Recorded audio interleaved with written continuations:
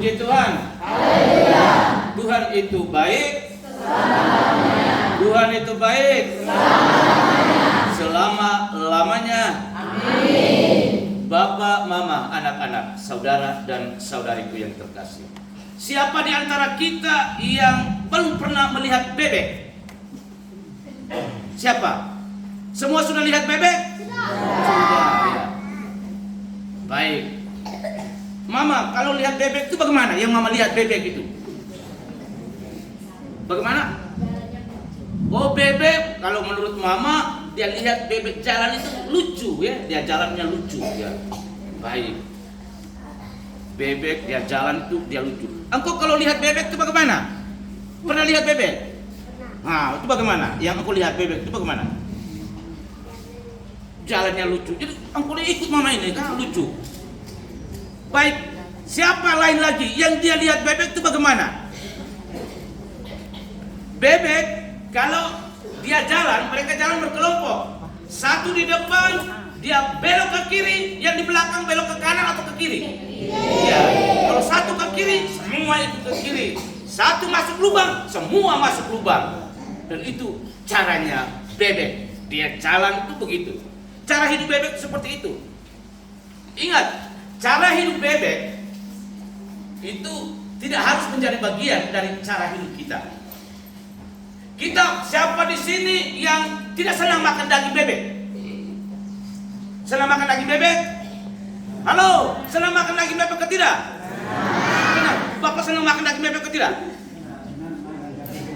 Oh iya, bebek senang makan tetapi bebek tidak ada. Baik, kita senang makan daging bebek, tetapi cara hidup kita jangan hidup seperti cara hidupnya bebek. Ingat, cara hidup bebek itu dia ikut-ikutan. Dia tidak pikir lagi, dia ikut yang di depan itu. Masuk lubang dia ikut masuk lubang, masuk air dia ikut masuk air. Mati semua mati. Hidup tidak punya komitmen. Demikian juga kita sebagai umat beriman menjadi Katolik tidak hanya sebatas pada rame-rame tanpa niat dan komitmen. Ingat, jadi orang Katolik harus memiliki niat dan komitmen. Dan niat dan komitmen itu harus sungguh-sungguh kita tunjukkan dalam hidup iman kita yang nyata. Jangan menjadi Katolik hanya ikut rame-rame. Setiap hari Minggu orang pergi ke gereja, dia juga pergi ke gereja. Sampai di gereja dia duduk mata melotot mulai dari awal sampai terakhir, pulang ke rumah kosong. Orang nyanyi dia mata melotot begini, orang doa juga dia mata melotot begini. Cara hidup kita kalau orang Katolik seperti itu orang yang tidak punya komitmen apa-apa. Hidup hanya asal rame-rame. Ingat sabda Tuhan dalam Injil hari ini. Pertimbangkan baik-baik dan secara matang. Jangan dia di sana buat pesta, saya juga buat pesta, tetapi tidak lihat kemampuan saya. Apakah saya mampu untuk buat pesta atau tidak? Baca tadi dengan baik-baik. Bangun rumah, kita tidak buat anggaran, duduk perhitungkan baik-baik, lalu kita hanya sebatas buat pada fondasi. Dan fondasi itu tuh tetap sepanjang masa sampai kita mati dan kita bawa menghadap Tuhan. Perhitungkan baik-baik. Dan ingat, menjadi orang Katolik itu tidak gampang, tidak mudah. Yang seperti Anda bayangkan. Menjadi orang Katolik harus siap-siap untuk terima tantangan. Salib hidup harus siap kita terima dan harus siap untuk kita pikul. Tuhan tidak pernah menjanjikan kemudahan dan keenakan di dalam panggilan hidup kita sebagai orang beriman, apalagi masuk menjadi orang Katolik. Karena itu kita bisa lihat jelas, orang yang tidak punya komitmen, niat yang jelas, itu lebih banyak mengeluh. Hidup asal-asalan. Dia maunya semuanya ke jalan mulus seperti bebek. Masuk ke kiri, ikut ke kiri. Masuk ke kanan, ikut ke kanan. Masuk ke kali, mati sama-sama. Hidup bodoh. Tidak punya niat dan komitmen. Dan kita bukan hidup seperti gaya hidupnya bebek. Pertimbangkan baik-baik, pikirkan baik-baik, menjadi bijaksana untuk memutuskan. Dan bangunlah niat dan komitmen untuk menjadi orang beriman, orang Katolik yang baik, benar, dan harus sungguh-sungguh bertanggung jawab atas keputusan kita untuk menjadi orang Katolik. Jangan hanya asal putus. Ingat, jangan jadi seperti bebek ya. Senang makan daging bebek, tetapi jangan senang untuk hidup gayanya seperti bebek. Dengarkan tidak Bapak Mama? Ya. Siapa yang senang makan daging bebek? Halo, siapa yang senang makan daging bebek? Semua. Mana semua? Angkat tangan kalau semua, supaya saya mau lihat muka seperti bebek atau tidak.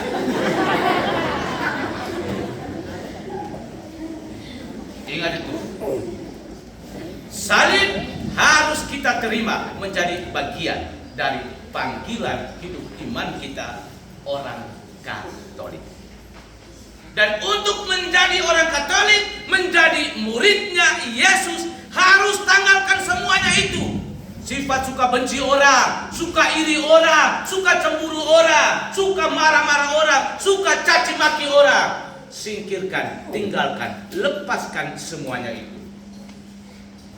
Tinggalkan kebencian Anda kepada bapamu, ibumu, istrimu, suamimu, anak-anakmu, saudaramu laki-laki, saudaramu perempuan. Tinggalkan, lepaskan semuanya itu. Dengan demikian, saya sungguh membangun satu niat dan komitmen yang utuh bahwa saya lepaskan semuanya itu.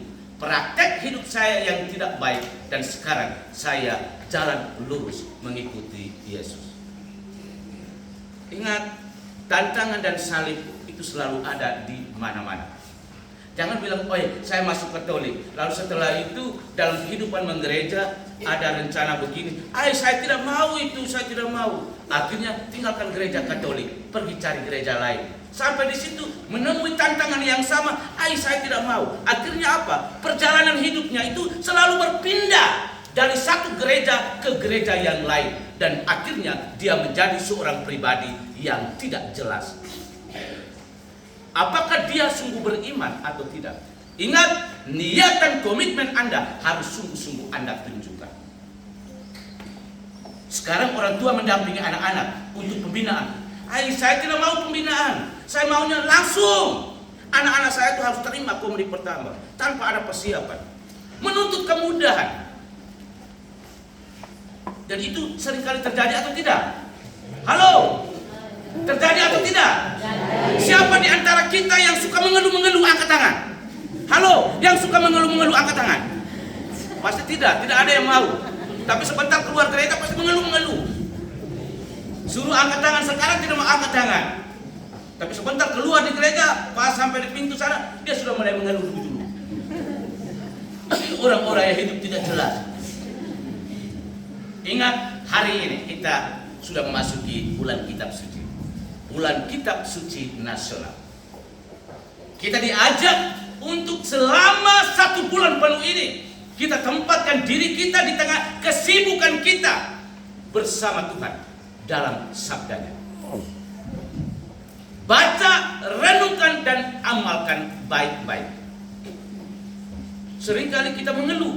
Orang Katolik, orang beriman yang suka mengeluh-ngeluh bahwa saya tidak punya waktu. Waktu yang lain ada, tetapi waktu duduk tenang dan membacakan kitab suci itu tidak ada waktu.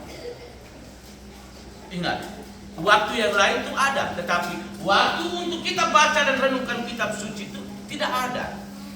Maka Bapak Mama, ingat, iman kita pelan-pelan akan hilang lenyap dari kehidupan kita ketika kita pelan-pelan mengabaikan hidup iman kita kepada kitab suci. yang adalah sabda Tuhan itu sendiri.